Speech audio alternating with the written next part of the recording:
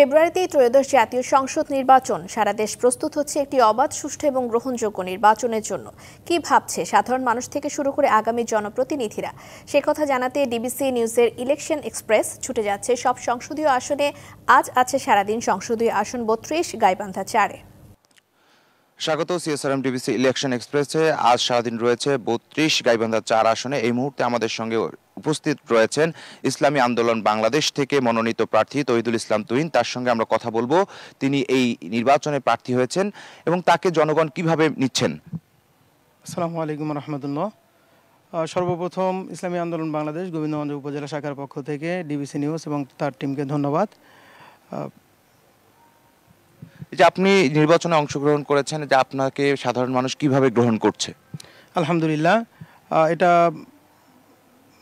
কল্পনাতীতভাবে জনগণ আমাকে সাড়া দিচ্ছে। আমি আশা করছি যে প্রত্যেকজন মানুষের দোরগোড়ায় আমরা যদি পৌঁছতে পারি, তাহলে আগামীর গোবিন্দগঞ্জ ইসলামী আন্দোলনের গোবিন্দগঞ্জ হবে ইনশাল্লাহ। আরেকটি বিষয়, আপনি এ পর্যন্ত সাধারণ মানুষের জন্য কি কি কাজ করেছেন? আলহামদুলিল্লাহ, এ পর্যন্ত সাধারণ মানুষের যতগুলো প্রয়োজন হয়, যতগুলো সমস্যা হয়, সমস্ত সমস্যায় আমরা ইসলামী আন্দোলন বাংলাদেশ গোবিন্দগঞ্জ উপজেলা শাখার আমরা সমস্ত টিম মানুষের প্রয়োজনে ঝাঁপিয়ে পড়েছি। এমন কোনো প্রয়োজন নাই যেখানে আমরা ইসলামী আন্দোলনের লোকজনকে তারা পাইনি। আপনি যদি এই আগামী জাতীয় সংসদ নির্বাচন আসন্ন যেটা রয়েছে সেখানে প্রার্থী হয়েছেন, তো নির্বাচিত হলে আপনি সাধারণ জনগণের জন্য কি কি কাজ করবেন? আলহামদুলিল্লাহ, আমি যদি নির্বাচিত হই তাহলে সর্বপ্রথম গোবিন্দগঞ্জ থেকে দুর্নীতি বন্ধ করে দেব এবং সাধারণ মানুষের যারা সেবা গ্রহীতা আছে, সরকারি সেবা গ্রহীতা আছে, এই সেবা গ্রহীতাদের জন্য সেবাটা সহজ করে দেব। দ্বিতীয়ত, আমাদের গোবিন্দগঞ্জকে আমি বলি অপার সম্ভাবনাময় এলাকা। সেক্ষেত্রে আমাদের এই সম্ভাবনার অনেকগুলো জায়গা আছে, যেমন আমাদের ইপিজেড আছে। এই ইপিজেড বাস্তবায়নের জন্য আমরা সর্বাত্মক চেষ্টা করব। পাশাপাশি আমাদের সবচেয়ে ভারী একটা শিল্প কারখানা আছে মহিমাগঞ্জ চিনিকল। এই চিনিকলটা আমরা সচল করব এবং মহিমাগঞ্জ একটা প্রাচীন একটা আলিয়া মাদ্রাসা আছে, এটা আমরা সরকারিকরণ করব এবং গোবিন্দগঞ্জের যতগুলো সমস্যা, প্রত্যেকটা সমস্যা আমরা ইনশাল্লাহ কাজ করার চেষ্টা করব ইনশাল্লাহ। আমরা দেখেছি হচ্ছে এখানে বেকারত্বের সংখ্যা রয়েছে, সেই বিষয়টা নিয়ে আপনারা কিভাবে কাজ করবেন? আলহামদুলিল্লাহ, ইপিজেড যদি বাস্তবায়ন হয়ে যায় বেকারত্ব সমস্যা একদমই সমাধান হয়ে যাবে। দ্বিতীয়ত, যদি আমাদের ছেলেদেরকে যদি আমরা ট্রেন্ড আপ করতে পারি, যদি তাদেরকে যদি বিভিন্ন বিষয়ে যদি ট্রেনিং দিতে পারি, তাহলে এই বেকারত্বের সমস্যা খুব দ্রুত সমাধান হওয়া সম্ভব। এই এলাকার নারী যারা রয়েছেন তাদের উন্নয়নের জন্য বা পিছিয়ে পড়া যে নারীরা রয়েছে তাদের উন্নয়নের জন্য আপনারা কি কি কাজ করবেন বা কি কি কাজ করছেন এখন পর্যন্ত?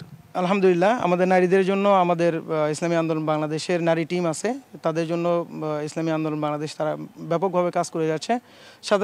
সাথে সাথে দরিদ্র বিমোচন করার জন্য আমি আগামীতে ইনশাল্লাহ যদি নির্বাচিত হতে পারি, তাহলে তাদের জন্য বিশেষ করে কুটির শিল্প নিয়ে কাজ করব। তারা যাতে করে তাদেরকে ট্রেনিং দেওয়ার ব্যবস্থা করব, ট্রেনিং দিয়ে তাদেরকে কুটির শিল্প একটা গোবিন্দগঞ্জ গড়ে উঠাবো। আর যেহেতু গোবিন্দগঞ্জ উত্তরবঙ্গের হচ্ছে প্রবেশদ্বার, সেক্ষেত্রে গোবিন্দগঞ্জ অপার সম্ভাবনাময় এলাকা। এই এলাকার মেয়েরা যদি স্বাবলম্বী হতে পারে, তাহলে আমি মনে করি যে পুরো উত্তরবঙ্গের মেয়েরা স্বাবলম্বী হবে ইনশাল্লাহ। আরেকটি বিষয়, যে আপনার এই গোবিন্দগঞ্জ ৩ আসনের জন্য কোনো বড় ধরনের পরিকল্পনা আছে কিনা যদি নির্বাচিত হন? বড় ধরনের পরিকল্পনা অবশ্যই আছে, সেটা হচ্ছে ইপিজেড বাস্তবায়ন। আমাদের ইপিজেড হতেই হবে, এই ব্যাপারে আমি সর্বাত্মক চেষ্টা চালাবো। দ্বিতীয়ত হচ্ছে আমাদের মহিমাগঞ্জের সবচেয়ে ভারী শিল্প কারখানা, এটা হচ্ছে আমরা চালু করব এবং আমাদের এখানে হচ্ছে প্রায় ৫ লক্ষের অধিক মানুষ বসবাস করে।